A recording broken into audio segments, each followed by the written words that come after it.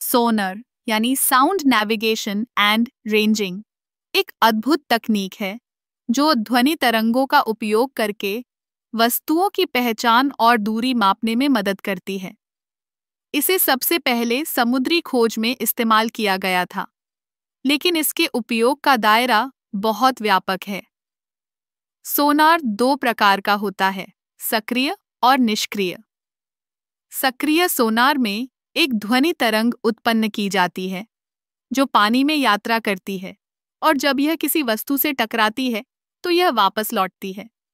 इस वापसी तरंग का विश्लेषण करके हम उस वस्तु की दूरी और आकार का अनुमान लगा सकते हैं। उदाहरण के लिए, जब एक पनडुब्बी अपने चारों ओर के वातावरण को समझना चाहती है तो वह सक्रिय सोनार का उपयोग करती है। दूसरी ओर, निष्क्रिय सोनार में हम केवल ध्वनि तरंगों को सुनते हैं जो पहले से मौजूद होती हैं। यह तकनीक आमतौर पर शिकारियों द्वारा उपयोग की जाती है, जैसे कि व्हेल, जो अपने आसपास की ध्वनियों का उपयोग करके अन्य जीवों का पता लगाती हैं। सोनार का उपयोग केवल समुद्र में ही नहीं, बल्कि चिकित्सा क्षेत्र में भी होता है। उदाहरण के लिए, अल्ट्रासाउंड स्कैनिंग में ध्वनि तरंगों का उपयोग करके हम गर्भावस्था के दौरान भ्रूण की स्थिति का पता लगा सकते हैं। यह एक सुरक्षित और प्रभावी तरीका है जो बिना किसी हानिकारक विकिरण के काम करता है। सोनार की एक और रोचक विशेषता यह है कि यह गहराई में भी काम करता है। समुद्र की गहराई में ध्वनि तरंगें बहुत दूर तक यात्रा कर सकती हैं। इसलिए वैज्ञानिक समुद्र की गहराई में मौजूद जीवों और भूगर्भीय संरचनाओं का अध्ययन करने के लिए सोनार का उपयोग करते हैं।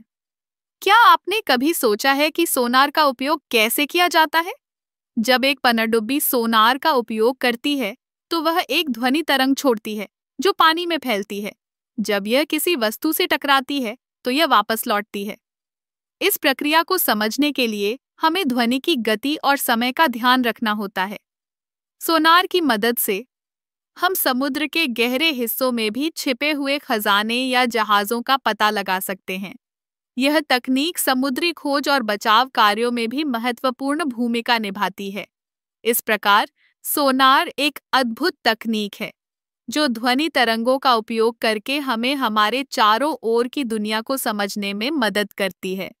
चाहे वह समुद्र की गहराई हो या चिकित्सा क्षेत्र, सोनार ने हमारे जीवन में एक महत्वपूर्ण स्थान बना लिया है।